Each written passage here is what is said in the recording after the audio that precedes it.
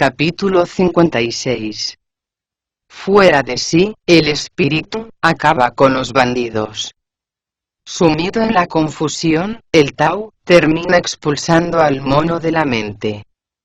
Cuando la mente se encuentra totalmente vacía, y ningún pensamiento viene a turbar su paz, alcanza las cumbres de la perfección.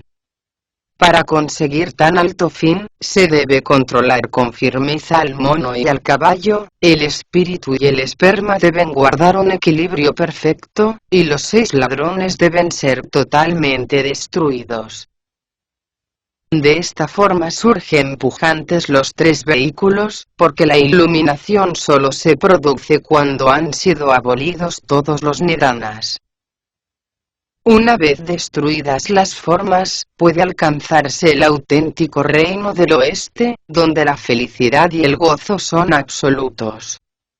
Decíamos que Tripitaka había logrado mantener intactas las energías de su cuerpo, gracias a la determinación de su carácter.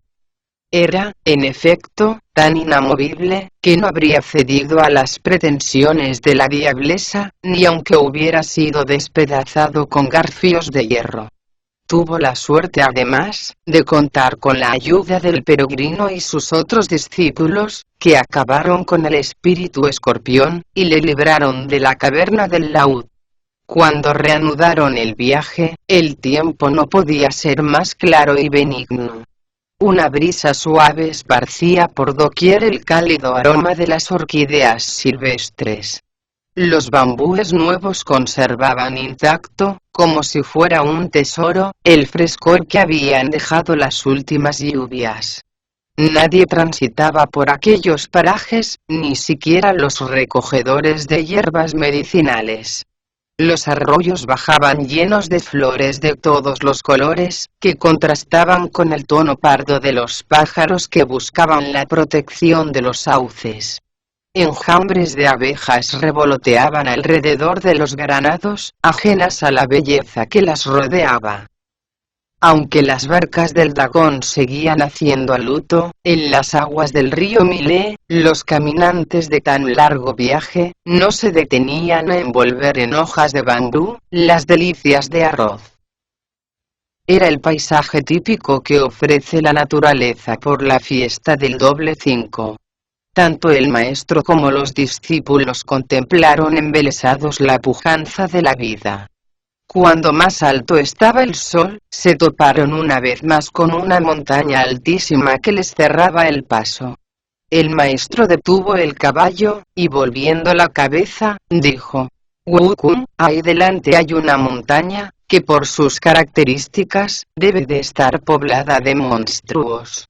Es conveniente que extrememos todas las precauciones».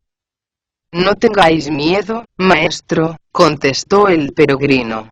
«Los que hemos abrazado la fe con el desinterés con que lo hemos hecho nosotros, no debemos preocuparnos por las bestias». Tranquilizado por esas palabras, el maestro espoleó el caballo y siguieron adelante. Al poco tiempo llegaron a una alta plataforma, desde la que se contemplaba un paisaje, que dejaba al espíritu en suspenso. Cumbres cubiertas de pinos y cedros se perdían en el azul del cielo. Una tupida red de enredaderas y rosas silvestres, colgaba de los acantilados, a los que hacían sombra picos escarpados de más de 10.000 metros de altura y crestas que superaban los 1.000. Rocas de tonalidades oscuras, aparecían revestidas del jade vivaz de musgos y líquenes. Su verdor se repetía en las grandes masas de bosques de enebros y olmos, que se extendían hasta donde abarcaba la vista. En ellos se escuchaba de continuo el canto melodioso de las aves, que parecían querer competir con el murmullo, auténtico tintineo de jade, de las aguas de los arroyos. Los senderos estaban festoneados de flores, que recordaban montones de piedras preciosas. Qué difíciles resultaban sin embargo de transitar. Qué penosa ascensión.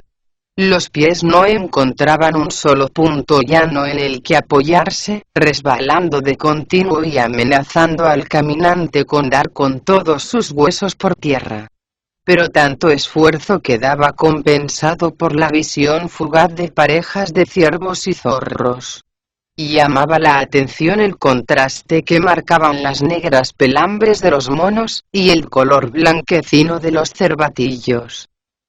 Cuando menos se esperaba, se oía el temible rugido del tigre o los cantos de las grullas, que llegaban hasta el mismo cielo. Había tal abundancia de ciruelas y albaricoques, que solo con alargar la mano podría cualquiera alimentarse durante años. A donde quiera que se dirigiera la vista, se veían plantas desconocidas y flores exóticas que mostraban, orgullosas, el tierno milagro de sus capullos. El terreno era tan abrupto, que durante mucho tiempo los peregrinos se vieron obligados a caminar con una lentitud exasperante. Después de trasponer la cima, acometieron el descenso por la vertiente occidental, llegando al poco rato a una porción de terreno llano. Deseoso de mostrar su fuerza, Tsubachi pidió al bonzo que cargara con el equipaje y corrió hacia el caballo con el rastrillo por encima de la cabeza, como si fuera a atacarle. Era claro que trataba de asustarle, pero el animal ni siquiera le hizo caso. A pesar de los gritos y los gestos de Bachie, siguió cabalgando con la misma parsimonia de siempre. ¿Para qué quieres asustarle?, le regañó el peregrino. Déjale que camine a su aire. Se está haciendo tarde y no hemos parado de andar en todo el día, dijo Bachie abandonando su juego. Esto de escalar montaña tras montaña da mucha hambre. ¿Por qué no vamos a ver si por aquí cerca hay alguna casa, y pedimos algo de comer? Si no os importa, lo haré yo, contestó el peregrino, y agitó la barra de los extremos de oro, al tiempo que lanzaba su grito. Aterrado, el caballo salió disparado como si fuera una flecha. Alguno se preguntará por qué tenía miedo del peregrino y no de Bachie. Las razones que el peregrino había sido nombrado, hacía ya más de 500 años, caballerizo de los establos celestes por el propio emperador de Jade en persona. Eso explica por qué los caballos siempre han tenido miedo a los monos. El maestro tiró de las riendas, pero no pudo controlar al animal. No le quedó pues, más remedio que agarrarse con fuerza a la silla y dejarle galopar a sus anchas. Así recorrieron alrededor de 20 kilómetros. El paisaje había cambiado por completo. Ante ellos se abría una gran extensión de campos de labor, pero el maestro no tuvo tiempo de gozar de su placidez. De pronto, se oyó un entrechocar de objetos metálicos, y apareció un grupo de más de 30 hombres armados con lanzas, cimitarras, garrotes, y barras, que le cerraron el camino, gritando, ¿se puede saber a dónde vas, monje? El monje Tang se llevó tal susto, que perdió el control del caballo, y cayó al suelo. Se arrastró como pudo hasta unos arbustos, y contestó temblando de pies a cabeza. No me hagáis ningún daño, grandes señores. Perdonadme la vida, por favor. Está bien, contestaron dos hombres de una corpulencia extraordinaria, que parecían capitanear el grupo. Pero tienes que entregarnos todo el dinero que lleves. Solo entonces, comprendió el maestro que se trataba de bandidos. Levantó lentamente la cabeza y vio que uno de ellos tenía el rostro verde, y una mandíbula tan protuberante como la de un espíritu maligno. El otro poseía unos ojos tan redondos y saltones como los de la misma muerte. De las sienes les salían unos mechones de pelos rojizos, que parecían llamas devorando una cabaña. Sus barbas, de un extraño color amarillento, eran tan fuertes, que daban la impresión de estar claveteadas en sus mentones. Los dos llevaban cubierta la cabeza con gorros hechos de piel de tigre, y ceñían la cintura con pieles de bellinas. Uno llevaba en las manos un garrote con dientes de lobo incrustados en la madera, mientras que el otro traía apoyado en la espalda un báculo extremadamente rugoso. El de la izquierda recordaba a un tigre de la montaña. El de la derecha no le iba a la zaga, pues era la imagen viva de un dragón surgiendo veloz de las aguas. Comprendiendo que no iban a tenerse razones, Tripitaka no tuvo más remedio que ponerse de pie. Juntó a continuación las palmas de las manos, y dijo: este humilde monje, grandes señores, no es más que un enviado del emperador de los Tang, cuyo reino se encuentra en las tierras del este, al paraíso occidental, en busca de escrituras sagradas.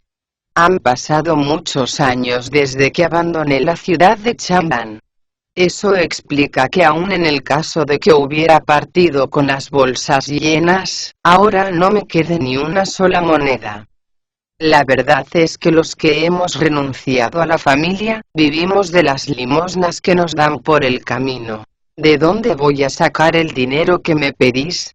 Sed indulgentes con este pobre monje y dejadle pasar. ¿Qué quieres decir con eso de que seamos indulgentes?, preguntaron los dos jefes de los bandidos, acercándose a él. Este es nuestro territorio. Aquí estamos siempre al acecho, como si fuéramos tigres, con el único fin de despojar a los caminantes de todo lo que lleven de valor. Si no llevas nada de dinero, nos quedaremos con tus ropas y con el caballo. Solo entonces te permitiremos seguir adelante. Amitabha, exclamó Tripitaka, escandalizado. La túnica que llevo ha sido confeccionada con el algodón que me dio en limosna una familia, y con las agujas que me regaló otra. Está además tan llena de remiendos, que ni para mendigar vale ya. Si me despojo de ella, no tendré nada con que cubrirme, y me quedaré completamente a merced de los elementos. Debéis tener en cuenta que, aunque en esta reencarnación seáis hombres aguerridos, es muy posible que seáis unas bestias. Enfurecido por esa observación, uno de los bandidos cogió un palo y se volvió contra el maestro, con ánimos de darle una paliza. El monje no dijo ni una palabra, pero pensó: mucho te pavoneas tú de tu palo. Espera que aparezca mi discípulo con su barra, y ya verás. El bandido no era hombre que se dejara convencer por las razones, y empezó a descargar sobre el maestro una auténtica lluvia de golpes. El monje Tang jamás había dicho una sola mentira en toda su vida. Ante una situación tan desesperada, no le quedó más remedio que decir: no me peguéis más, por favor. Detrás de mí viene un discípulo cargado de onzas de plata. Cuando llegue, os las daré con muchísimo gusto.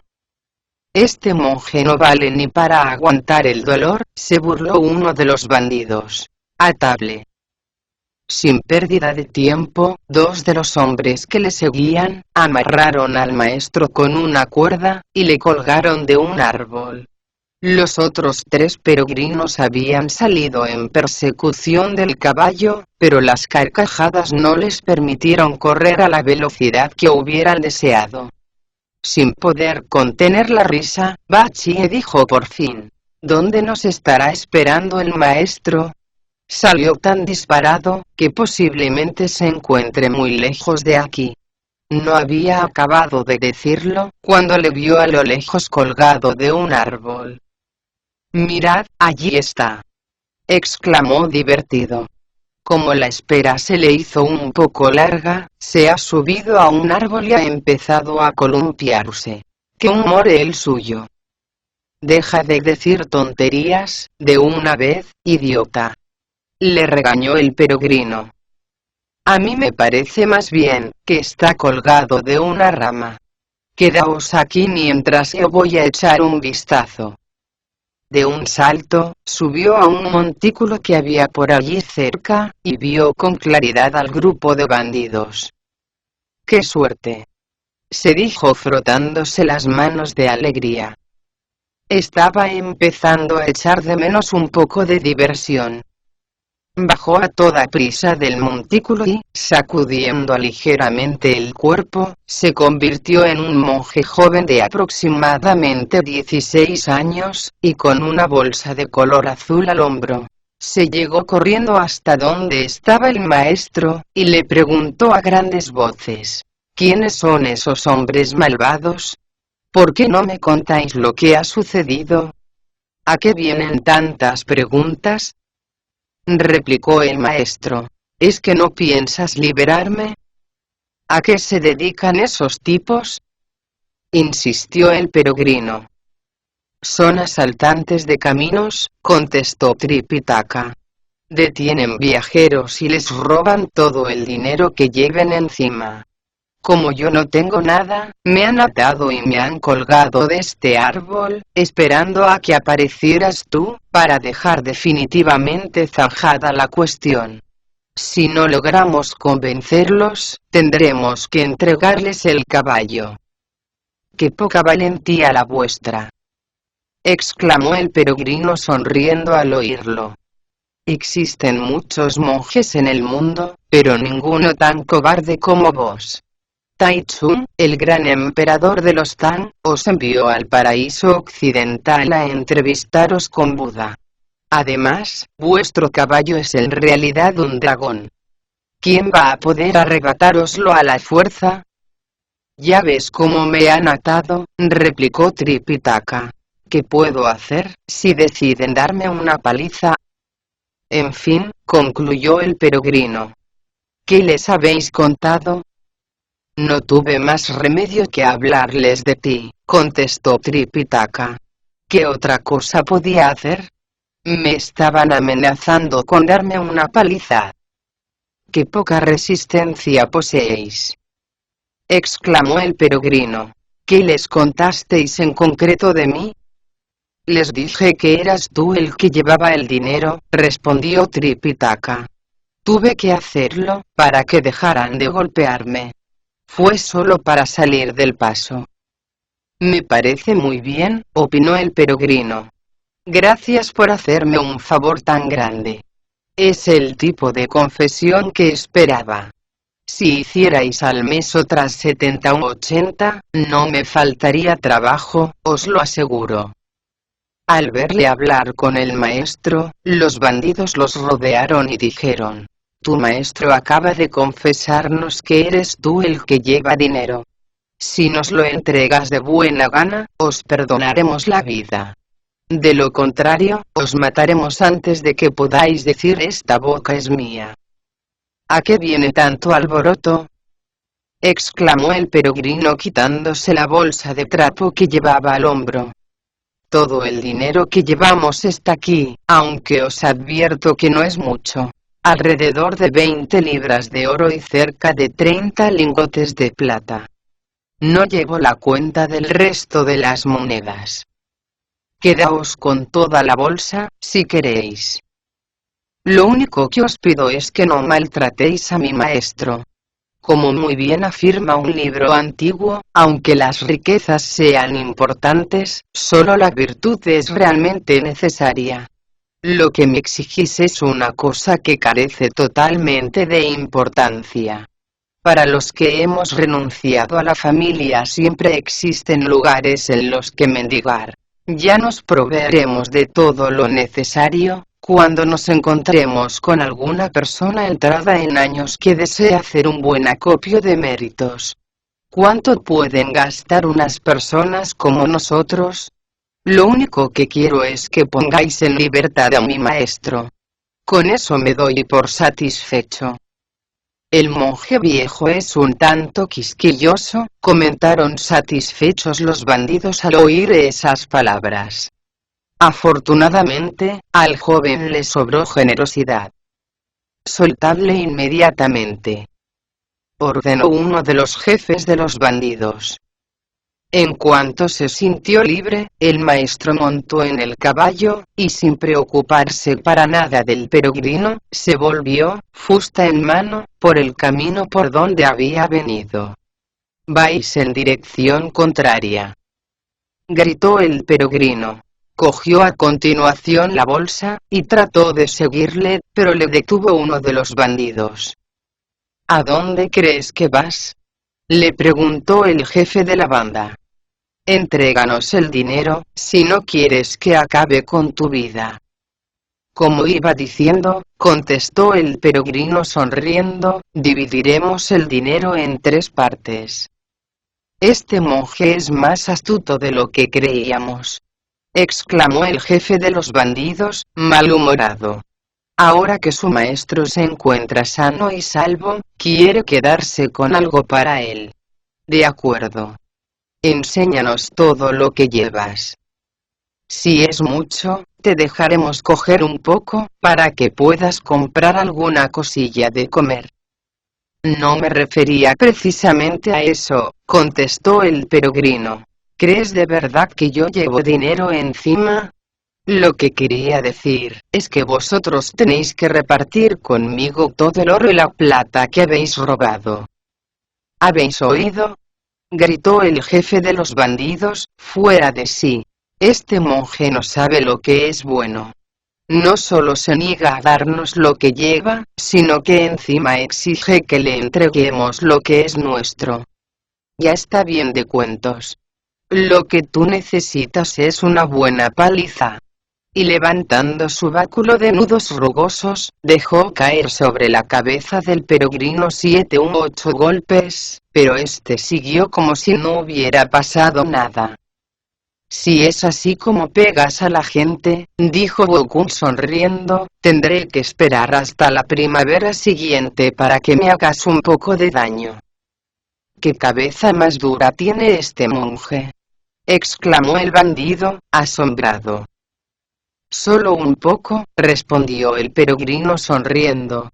«De todas formas, te agradezco el cumplido». Cansados de tanta palabrería, otros 2 bandidos se unieron a su jefe y empezaron a descargar una lluvia de golpes sobre el peregrino, que dijo sin inmutarse: «Tratad de dominar vuestro enfado, mientras saco algo que quiero enseñaros». Se frotó la oreja y les enseñó una pequeña aguja de bordar.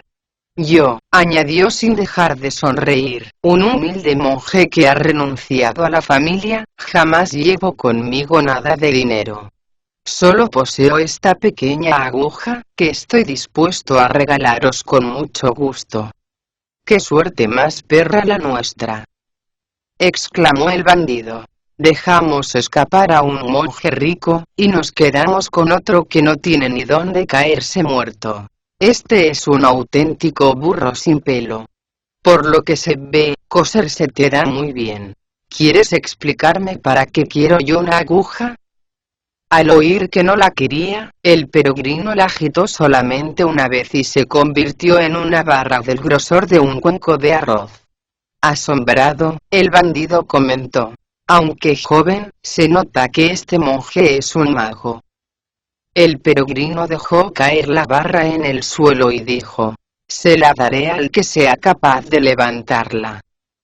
Los 2 jefes de los bandidos dieron inmediatamente un paso hacia adelante y trataron de moverla, pero sus esfuerzos resultaron tan inútiles como los de una libélula empeñada en cambiar de lugar una columna de piedra. La barra permaneció firmemente anclada en el suelo. ¿Cómo podía ser de otra forma, si se trataba de la barra de los extremos de oro, que había arrojado, en las balanzas celestes, un peso que superaba los 3.500 kilos? Los bandidos, por supuesto, no lo sabían. El gran sabio los apartó suavemente de su camino, y cogió la barra sin ningún esfuerzo. Adoptó después la postura de serpiente que se enrosca, y dijo apuntando a los bandidos con su extraordinaria arma: «Lo mejor que podéis hacer es echar a correr, porque os habéis topado con el mono». Uno de los jefes de los bandidos se acercó a él, y le propinó otros 50 o 60 porrazos. Debes de tener las manos muy cansadas, se burló el peregrino. Creo que ahora me toca a mí darte un golpecito con mi barra. De todas formas, no te preocupes. No voy a emplear toda la fuerza de que soy capaz. Volvió a sacudir ligeramente la barra, y alcanzó una longitud de unos 150 metros, y un grosor que superaba el de la boca de un pozo. Con ella atizó un pequeño golpe al bandido, que quedó tumbado en el suelo boca abajo. El otro jefe de la banda gritó fuera de sí: «Es increíble la audacia de este calvete. No solo se niega a entregarnos su dinero, sino que encima mata a uno de los nuestros». «No os preocupéis», contestó el peregrino echándose a reír. «Hay para todos. Si no os he barrido todavía, es porque quiero estar seguro de que no quedáis ni uno solo». Y dejando caer la barra sobre el otro jefe, le desintegró como si jamás hubiera existido. Al verlo, los otros bandidos arrojaron las armas y huyeron despavoridos en todas las direcciones. El monje Tang, mientras tanto, cabalgó a toda prisa hacia el este, y no tardó en toparse con Bachie y el bonzo Sha, que le preguntaron sorprendidos: «¿A dónde vais, maestro? ¿No os dais cuenta de que estáis siguiendo la dirección contraria? Daos prisa y decid a vuestro hermano mayor que no abuse del poder de su barra», le surgió el maestro tirando de las riendas de su cabalgadura. «Sería lamentable que acabara con todos esos bandidos». «Quedaos aquí, mientras yo voy a hablar con él», dijo Bachie lanzándose a una loca carrera. «No los mates a todos». Iba gritando con toda la fuerza de sus pulmones. «El maestro desea que te muestres tolerante con ellos». «¿Desde cuándo me dedico yo a matar gente?», se defendió el peregrino. «¿En dónde se han metido los bandidos?», preguntó Bachie. «Se han ido», contestó el peregrino. «Solo se han quedado durmiendo esos dos de ahí». «Malditos vagos», exclamó Bachie soltando la carcajada. «Debéis de haber pasado toda la noche en vela. ¿Por qué no vais a descansar a otra parte? Es ridículo que hayáis escogido un lugar como este». El idiota se acercó a ellos y los miró con cuidado. «Son como yo», continuó diciendo. «Duermen con la boca abierta, y hasta roncan un poquito». «Lo dudo», replicó el peregrino. «Porque con la barra les he sacado hasta el doufu». «No me digas que tenían doufu en la cabeza», exclamó Bachie. «¡Qué tonto eres!», se burló el peregrino. «¿No comprendes que me refería a los sesos?». Al oír eso, Bachie corrió hacia donde estaba el monje Tang, y le informó diciendo: «Los bandidos han dejado el campo libre». «No me digas», exclamó Tripitaka, todavía preocupado. «¿Qué dirección han tomado? ¿Cómo creéis que se han ido corriendo, si tienen las piernas tan rígidas, que ni siquiera pueden andar?», replicó Bachie. «¿En qué quedamos?», volvió a preguntar Tripitaka.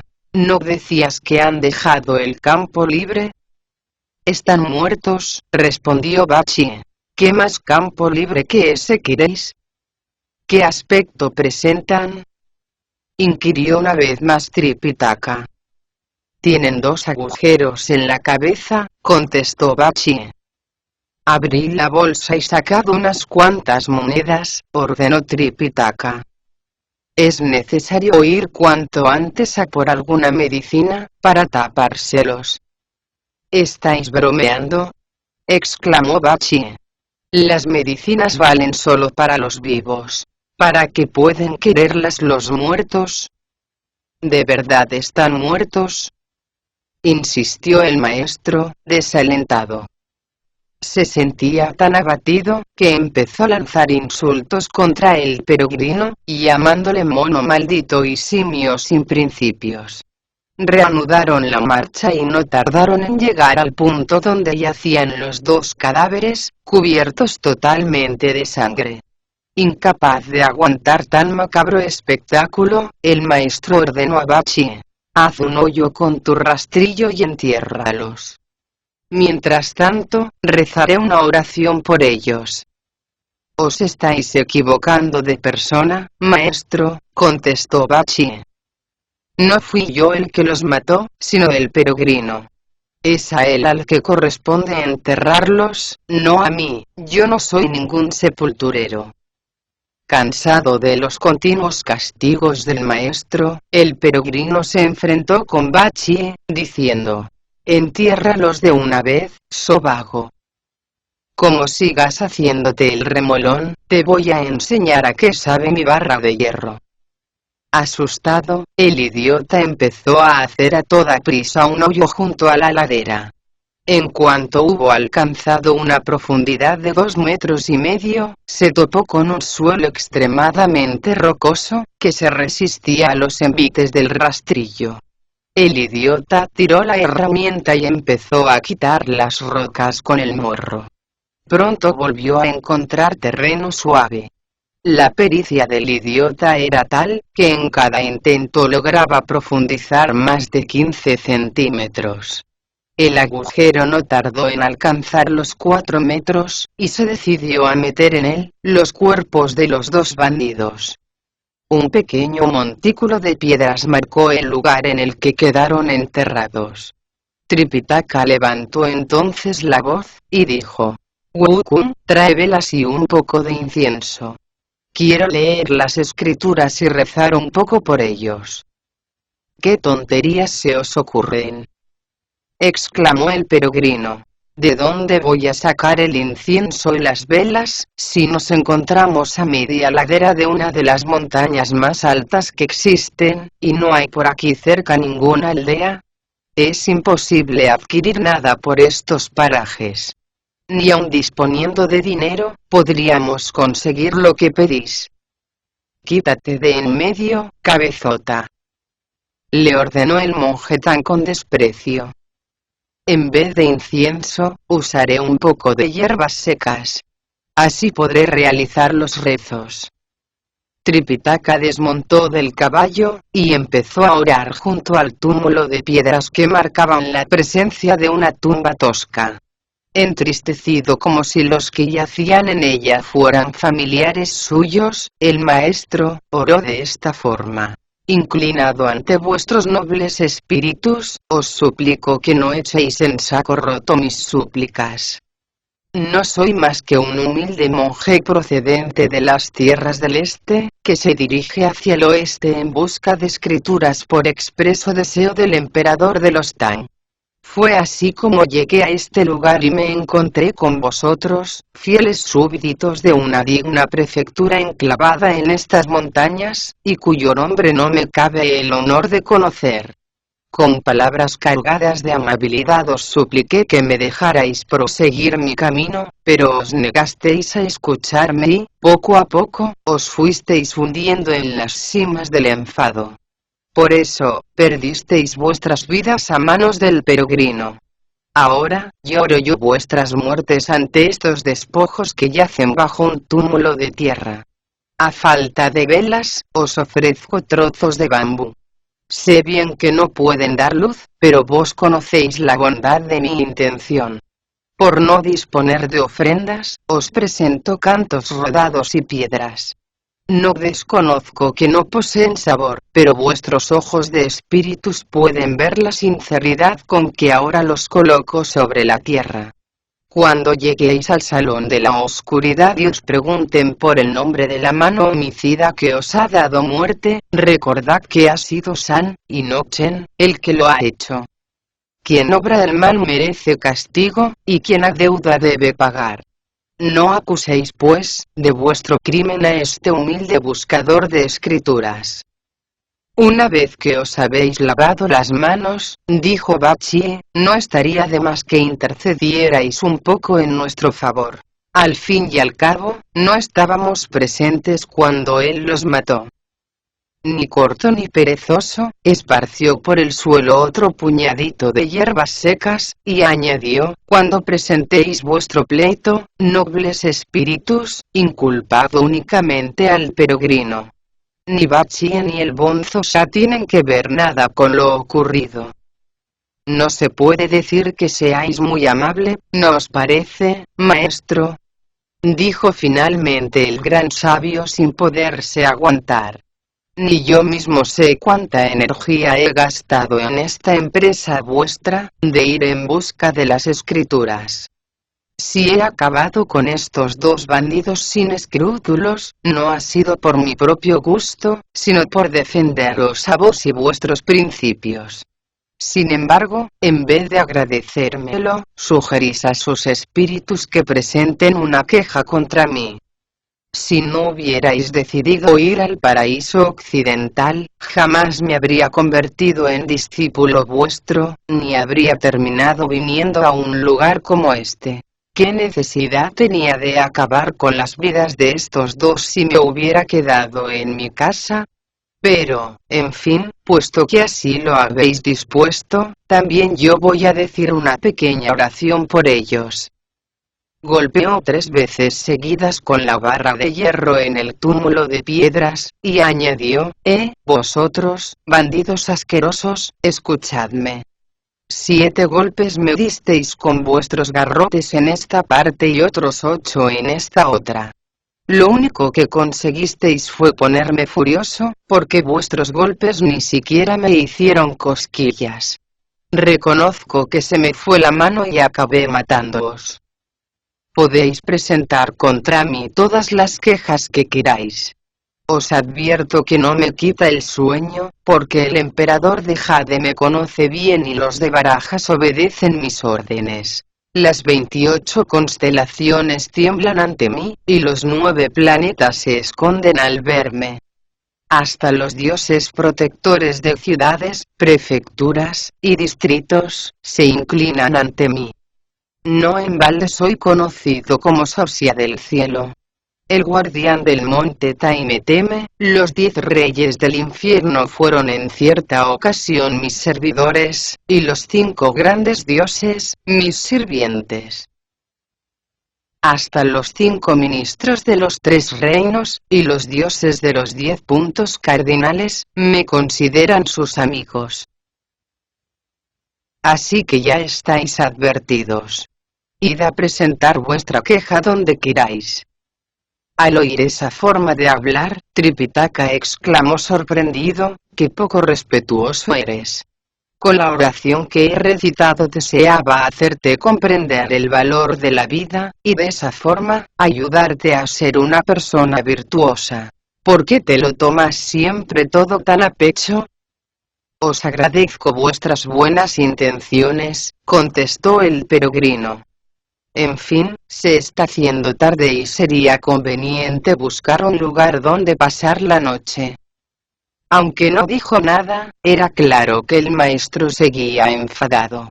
El gran sabio tampoco había logrado apagar el incendio de su ira, tan violento, que sus llamas habían alcanzado incluso a Bachie y al bonzo Sha. Ninguno de ellos se atrevió, sin embargo, a traslucir su mal humor. Al contrario, mientras proseguían su camino hacia el oeste, aparecían más risueños y comprensivos que de costumbre. No tardaron en ver, hacia el norte del camino que seguían, una pequeña aldea. Tripitaka señaló hacia ella con la fusta y dijo, «Vayamos a pedir alojamiento». «Está bien», contestó el peregrino.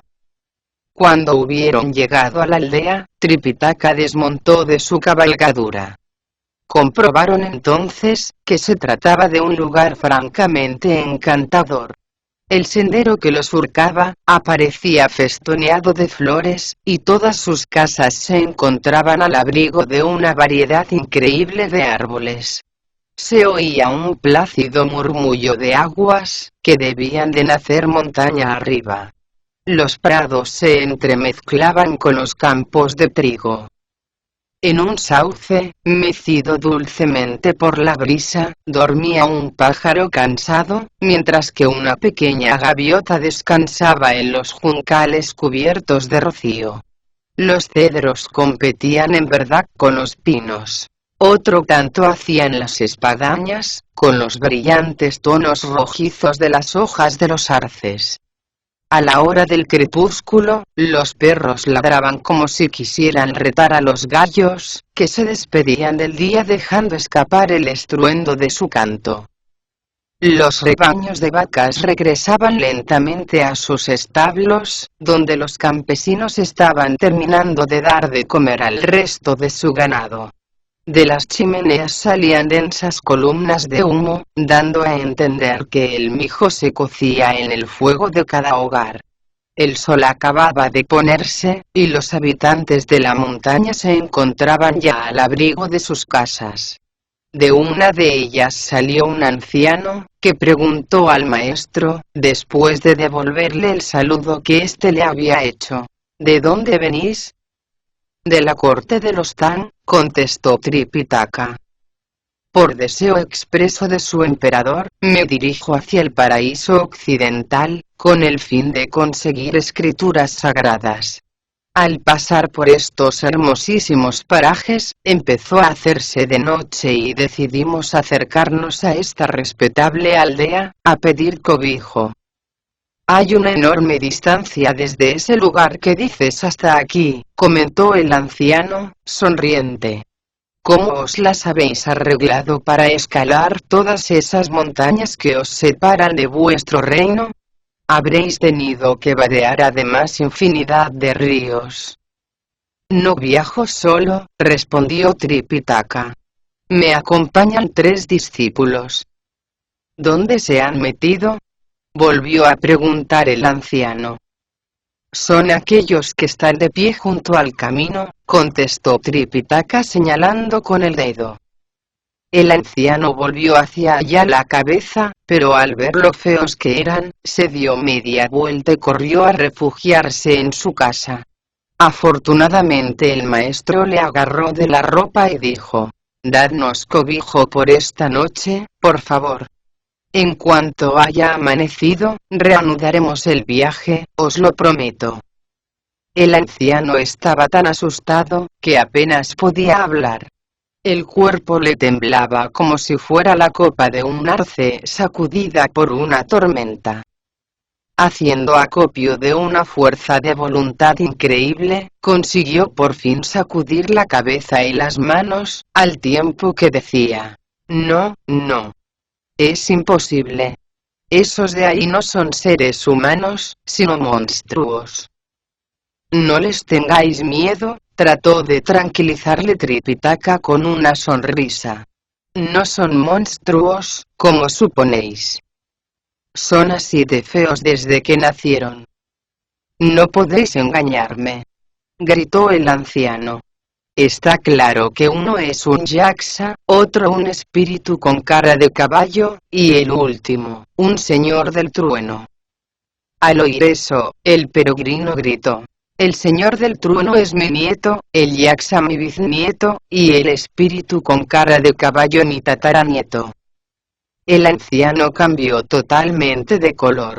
Era como si le hubiera abandonado su espíritu. Lo único que deseaba era refugiarse cuanto antes en su casa. Sin soltarle del brazo, Tripitaka le siguió hasta el porche, y volvió a decirle sonriente: «No les tengáis miedo. Son un poco maleducados y no saben hablar con la debida corrección. Aunque lo he intentado, se niegan a adquirir buenos modales». Mientras trataba de calmar al anciano, apareció una mujer no más joven que él con un niño de unos 6 años. Se hizo a un lado para dejarlos entrar, y preguntó: «¿A qué viene tanto alboroto?» «Tráenos un poco de té, anda», contestó el anciano, un poco más dueño de sí mismo. La mujer no volvió a preguntar más. Soltó al niño y no tardó en regresar con 2 tazas de té. Tras tomar unos sorbos, Tripitaka se volvió hacia la mujer y dijo: yo, señora, soy un humilde monje enviado por el gran emperador de los Tang al paraíso occidental, en busca de escrituras sagradas. Al pasar por aquí, se nos hizo tarde, y decidimos quedarnos a pedir cobijo para pasar la noche. El honorable cabeza de vuestra familia se ha asustado mucho al ver a mis discípulos, pues sus modales no son todo lo correctos que hubiera de desearse, y poseen una cara bastante fea. Si te asustas de los feos, dijo la mujer dirigiéndose al anciano, ¿qué harás cuando te topes con un lobo o con un tigre? Lo peor no es que sean feos, se defendió el anciano, sino que poseen unas voces capaces de asustar al más templado.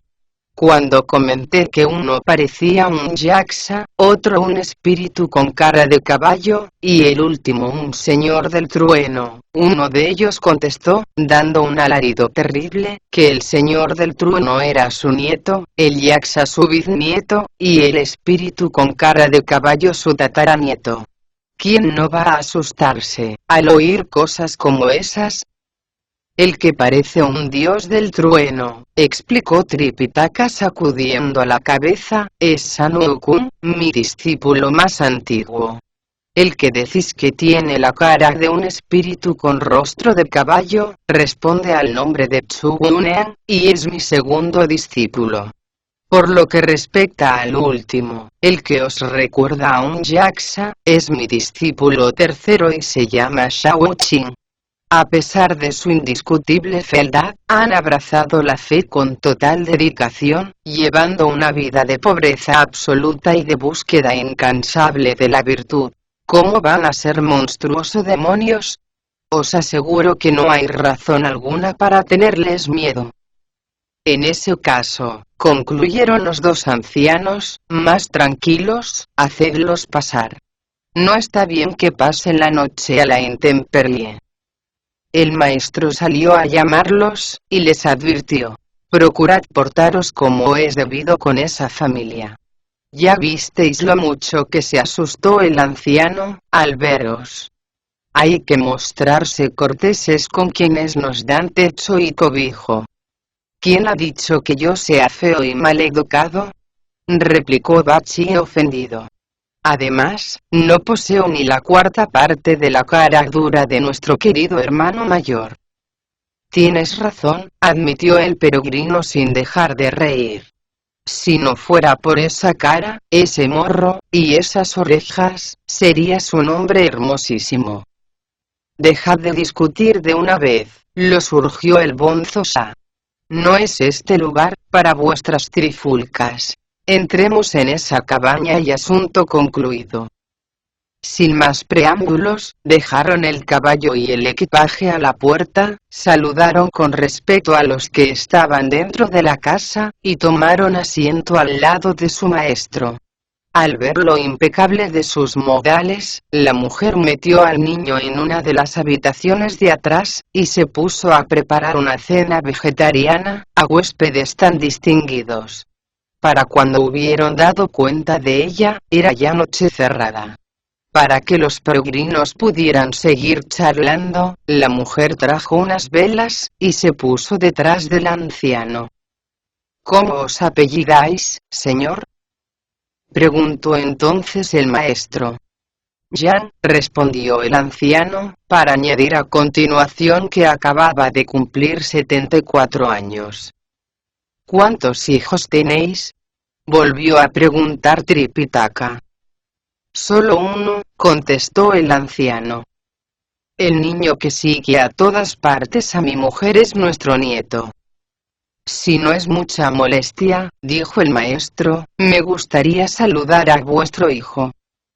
Tipos como él no son dignos de vuestro saludo, comentó el anciano, con amargura. La vida ha sido muy dura conmigo, y a veces tengo la impresión de que no he sabido educarle como debiera.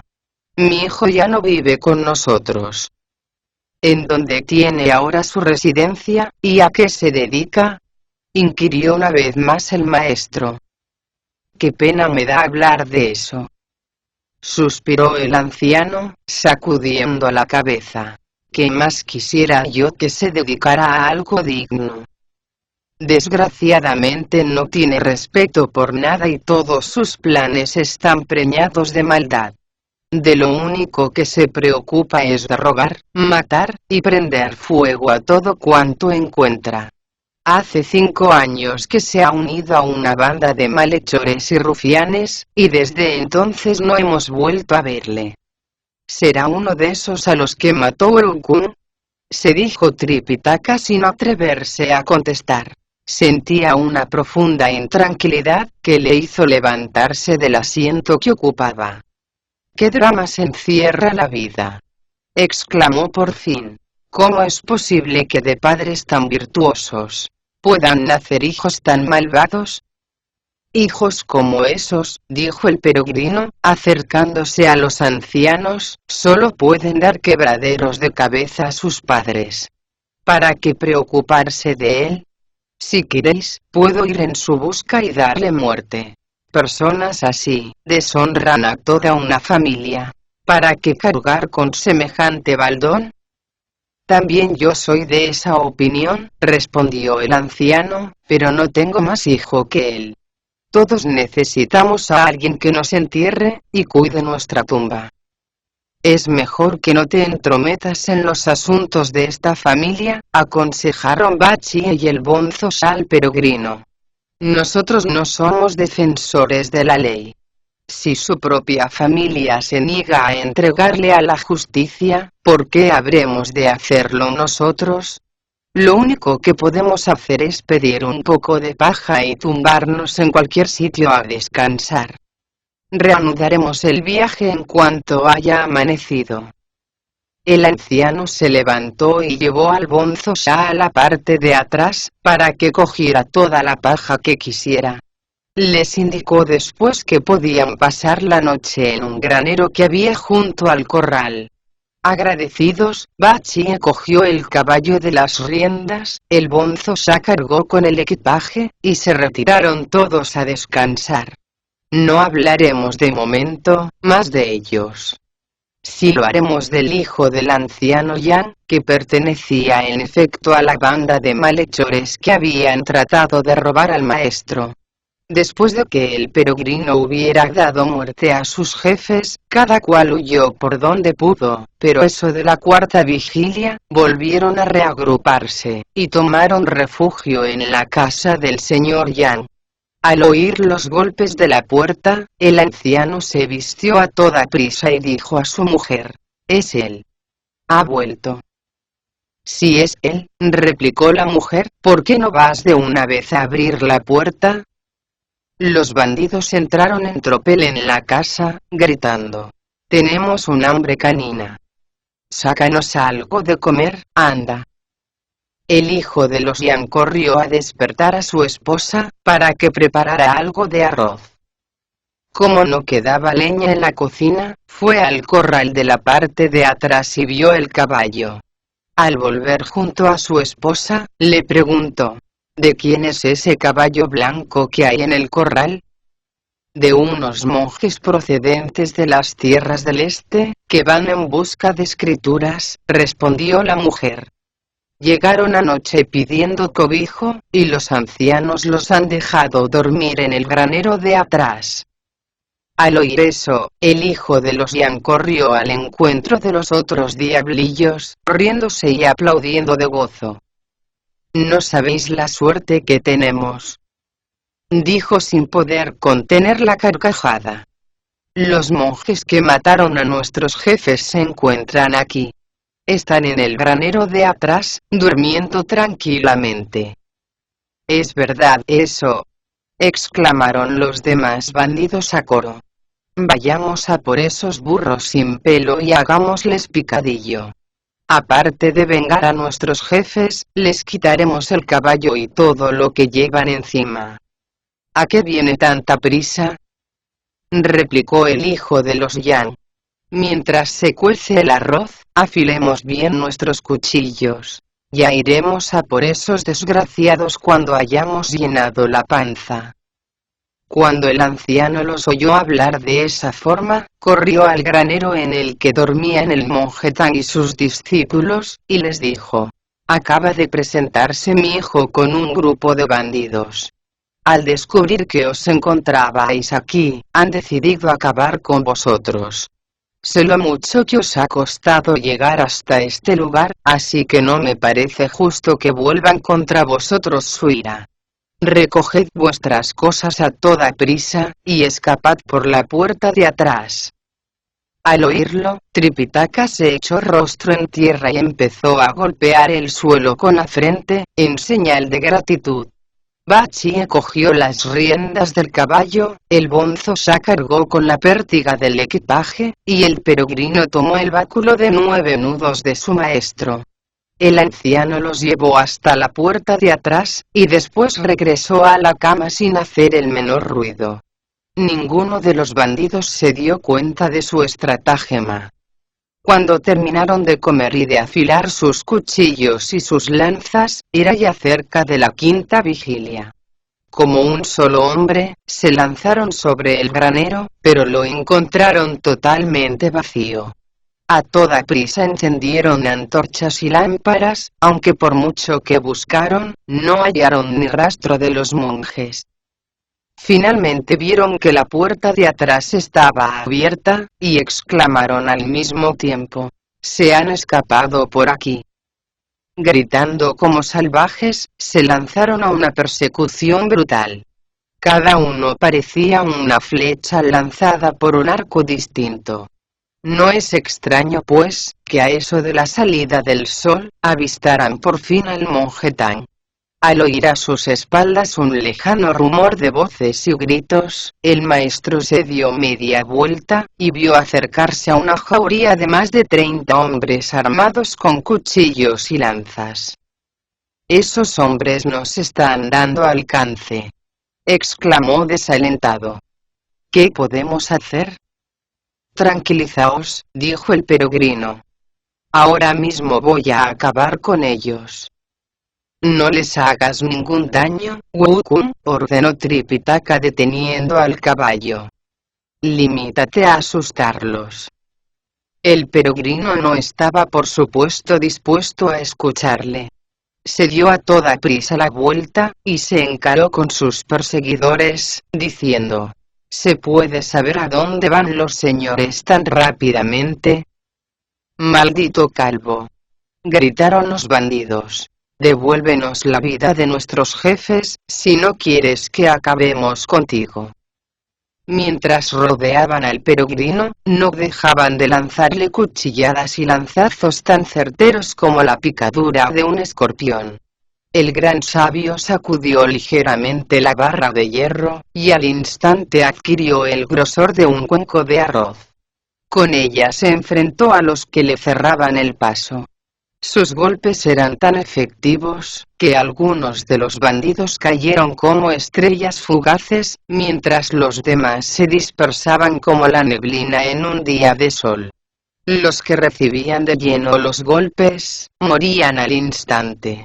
A los que agarraba de lado, tardaban un poco más en expirar, pero no pasaba mucho tiempo antes de que siguieran la suerte de los primeros. Podían darse por contentos los que terminaban con los huesos rotos y la carne tan macerada como si padecieran una enfermedad incurable. Solo unos pocos afortunados lograron escapar. Los demás tuvieron que ir a entrevistarse, quisiéranlo o no, con el rey Yama.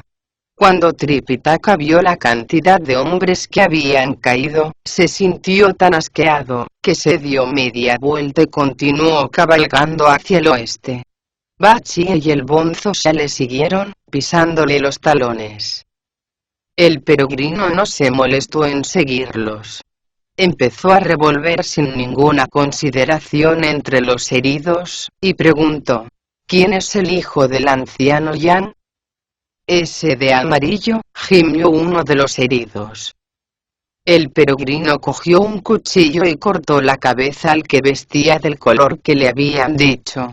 Solo entonces decidió seguir a sus hermanos.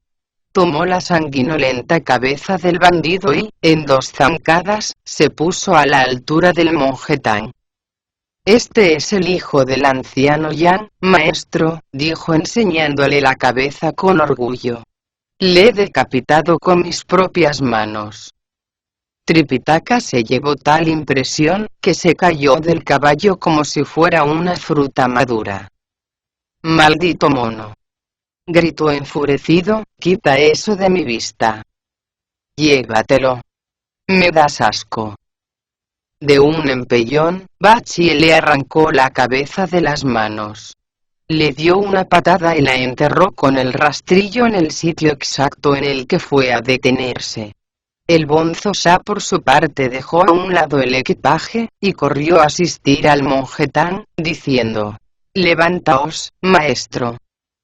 El monje Tang se arregló las ropas lo mejor que pudo, permaneció pensativo unos segundos, y empezó a recitar el conjuro que Wu-Kun tanto temía. El peregrino comenzó a sentir unos dolores tan insoportables de cabeza, que el rostro se le puso morado, se le salieron los ojos de las órbitas, y perdió en parte la conciencia. Revolcándose por el suelo como si fuera un animal herido, no dejaba de gritar: «Dejad de recitar ese conjuro, por lo que más queráis». Pero el maestro lo repitió más de 10 veces seguidas, y no daba muestras de querer parar. Incapaz de soportar tanto dolor, el peregrino daba un salto de campana tras otro, como si fuera un mono loco. «Perdonadme, si os he ofendido en algo», gritaba cada vez más desesperado. «Reprendedme cuanto queráis, pero dejad de recitar ese conjuro. Os lo suplico». Tripitaka accedió finalmente a sus ruegos, y dijo: «No quiero reprenderte, porque desde este momento has dejado de ser mi discípulo. Regresa al lugar del que has venido». «¿Por qué me echáis de vuestro lado, maestro?», preguntó el peregrino, dando cabezazos contra el suelo, a pesar del dolor que le atenazaba. «En tu corazón no hay lugar para la compasión, mono maldito», contestó el monje Tang. «Tú no eres un peregrino, sino un asesino. Cuando ayer acabaste con los jefes de los bandidos, sentí asco de tu falta de respeto por la vida. Pero esto ha colmado el vaso de mi paciencia. El padre de ese hombre al que acabas de cortar la cabeza no solo nos recibió con los brazos abiertos en su casa, nos dio de comer y de beber, y nos alojó en su granero, sino que nos advirtió del peligro que corríamos, y nos ayudó a escapar por la puerta de atrás. ¿Qué importa que su hijo fuera un salteador de caminos? No nos había hecho nada para que acabaras con él de esa forma. Pero no queda ahí la cosa. Has destruido tantas vidas humanas, que ya no queda en el mundo un sentimiento auténtico de paz. Infinidad de veces he tratado de hacerte ver lo erróneo de tu conducta, pero mis palabras no han encontrado en ti eco alguno. ¿Por qué habría de querer mantenerte a mi lado? Apártate cuanto antes de mi vista, si no quieres que empiece a recitar otra vez el conjuro». «No lo hagáis, por favor», exclamó enseguida el peregrino. «Ahora mismo me voy». No había acabado de decirlo, cuando dio un salto extraordinario y se perdió entre las nubes. Sucede, pues, que cuando la mente se encuentra a merced de los instintos agresivos, el elixir pierde todas sus propiedades, y no puede alcanzarse la perfección del Tao, cuando el espíritu anda desorientado y sin rumbo. Desconocemos de momento hacia dónde se dirigió el gran sabio. Quien desee averiguarlo tendrá que escuchar con atención las explicaciones que se ofrecen en el siguiente capítulo.